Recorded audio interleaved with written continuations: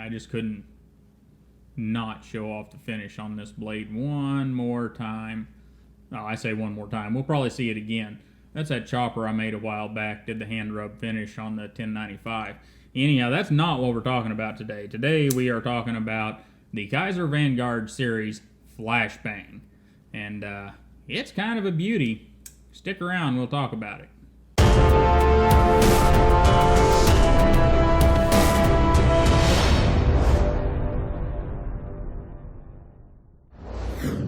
Alright, so the Kizer Vanguard series is kind of your light version for Kizer. Budget line, if you will. These knives generally go between 60 and 70 bucks. They have VG10 in them, and they have G10 scales. And this knife has some very nice G10 scales. These scales are contoured and smooth, but they left a little bit of texture, and it feels really nice. I really like it. I like how they've left the texture, and you can see the different layers of VG10 in here. Very nice. Got a very simple but stylish pivot, and we've got hardware that's nice and deep and seems to be hard enough so that you're not going to end up with stripped out Torx drivers, and that's always important, as we know. I do believe they're T6 and they need to get knocked for that, but you know, other than that, it's okay. We got little spool backspacers there, and this is a knife that doesn't have any backspacers through here, just two down here at the end. And that is very nice. Rolling it around to the backside. Once again, we've got a very nice but simple pivot, and we've got a pretty nice pocket clip, but it is tip up right hand only. Rolling it around the top, it is running right down the wicket's dead center, and everything looks really good there. Looking at the backside, we've got just a little bit of jimping, kind of hard to see, isn't it, on that flipper tab, and it's just enough. And this is a really, really good flipping knife, as we'll see here in a minute. But that's kind of what we get. And we've got a closed length of 4.21, a handle thickness of 0.47, and a closed height of 1.12. And listen close, we have a weight of 2.85 ounces. That puts this thing in delicate territory. And whenever we open this guy up, looks pretty good. Let's do some size comparison. And I'll see, there's that chopper again trying to show off. And what we've got, of course, is our standard Buck 110. It's, of course, smaller than that. We've got a Buck Marksman here, easily available. And a SV Zancudo. And I'm going to step out and grab that Delica. And here's our Delica. And I really want you to get a close look at the Delica, because we've got a little more blade than the Delica, but our handle length is almost the same. Our weight is very, very close.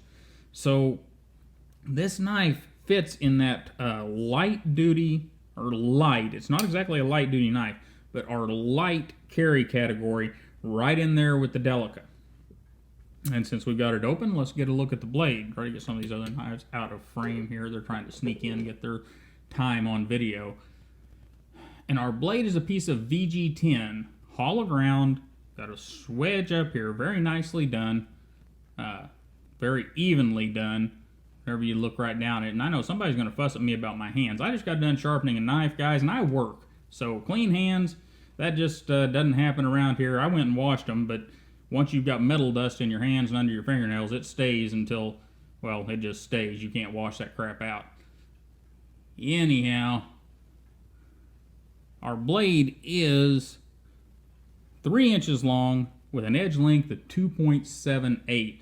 And Kizer did a reasonable job of terminating that. And I'm having focusing issues.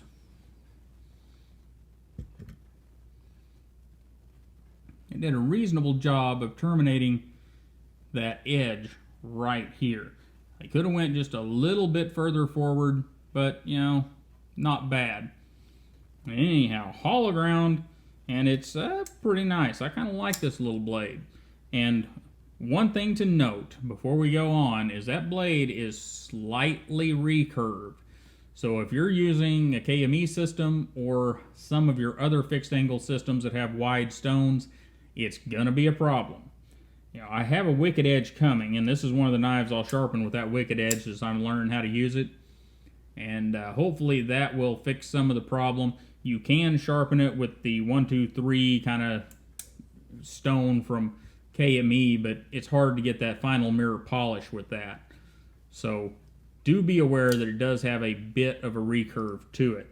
And from here, we're going to go to our pause and read card, and I'll be right back with you.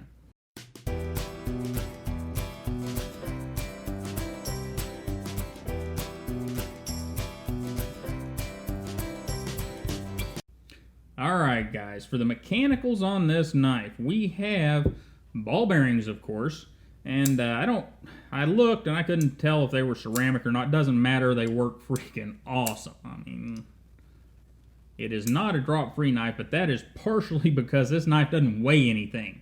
Blade doesn't weigh much, the handle material doesn't weigh much, the liners don't weigh much. They are skeletonized in the liners. I don't know if you guys can see. Yeah, there we go. We can see that a little bit.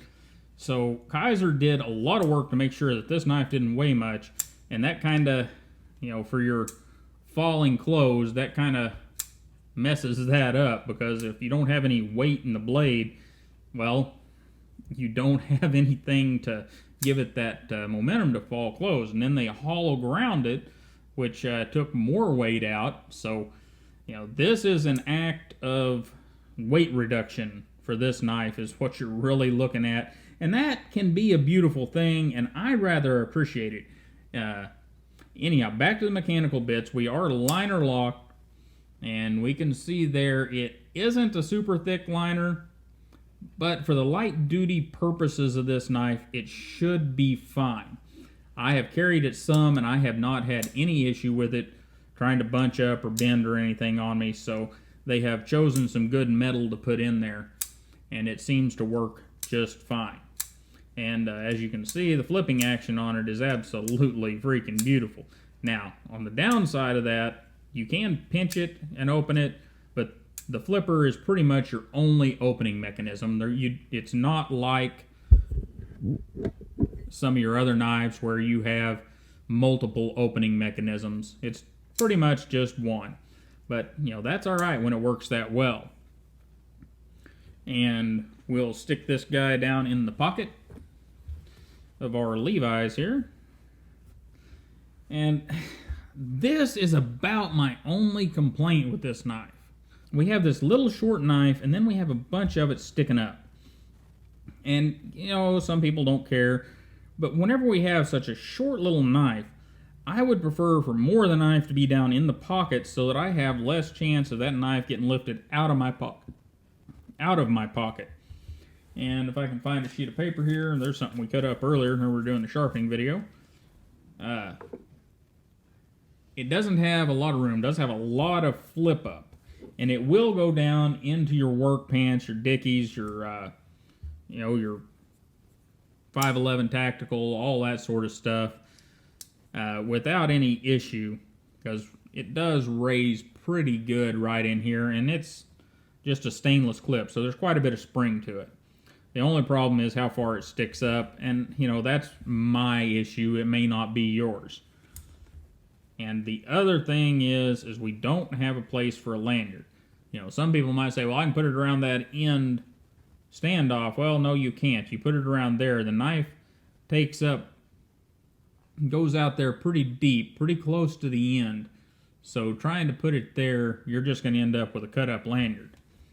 And on to ergonomics.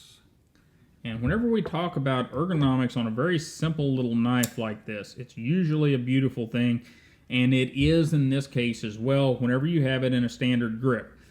We have these little bumps right here, but they're well placed and they're soft.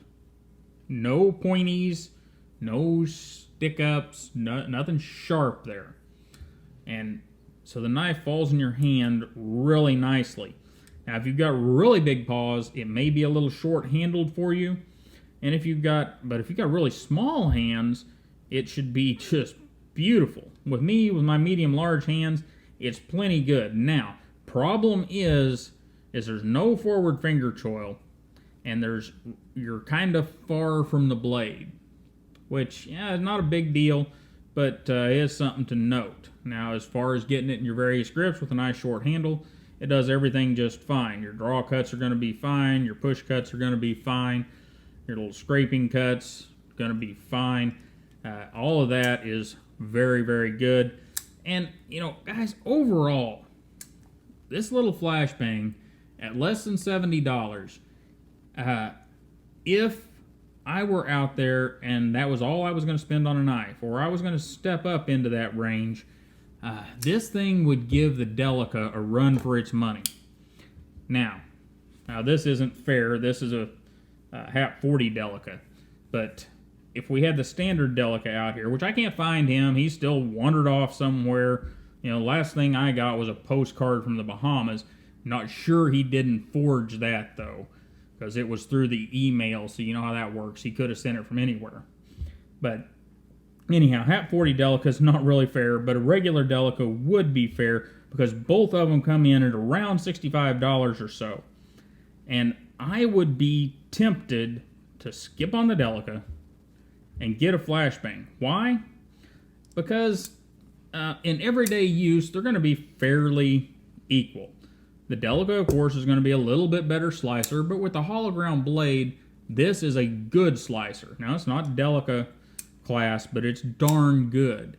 And it is a flipper with a nice liner lock, and that's just more enjoyable to deal with, you know, whenever you are sitting at the desk and thinking on things and you're flipping your knife. And the ball bearings are great. Not to say that the Delica is a bad knife by any means, because I love my HAP 40 Delica and I'd love to have a ZDP 189 Delica. But whenever it comes to something that I was going to use in all facets every day, the flashbang would definitely be a consideration. Is it the best knife out there at that price point? Well, I don't know. There are a lot of knives at that price point, and I haven't messed with all of them.